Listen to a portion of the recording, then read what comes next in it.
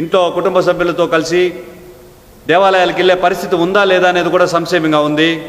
మన పురాణాలు చూసినట్లయితే రఘుపతి రాఘవ రాజారాం పతిత పావన సీతారాం అంటూ దేవుణ్ణి కీర్తిస్తూ సాగే పద్యంలో ఈశ్వరు అల్లా తేరేనాం సబ్కో సమ్మతి హే భగవాన్ అని సర్వమత సమ్మేళనంపై భారతీయులకు ఉన్న విశ్వాసాన్ని పేర్కొనడం జరిగింది.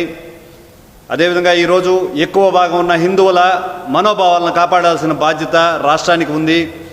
ఏ ముస్లిం మతానికో క్రిస్టియన్ మతానికో మరే ఇతర మతాలకైనా ఏదైనా అవాంఛిత సంఘటనలు ఎదురైనప్పుడు సెక్యులరిజం పేరుతో తమ వాయిస్ని రైజ్ చేసి అనేక కార్యక్రమాలలో అనేక టీవీ డిబేట్లో రచ్చ చేసే నాయకులైతేమి పార్టీలు అయితే ఏమి ఈరోజు హిందూ మతంగా కనిపించడం లేదా, ఎందుకు ఎవరు దీనిని ఎలుగెత్తి చాటలేకపోతున్నారో అని ఈరోజు జనసేన పార్టీ తరఫున తెలియజేస్తున్నాను. అందరి హిందువులకి ఈరోజు మనోభావాలు తీవ్రంగా నష్టం కలుగుతున్నాయి. ఇప్పటికైనా రాష్ట్ర ప్రభుత్వం స్పందించి దీనిపైన సరైన కమిటీ వేసి నిజానిజాలు తేల్చాల్సిన పరిస్థితి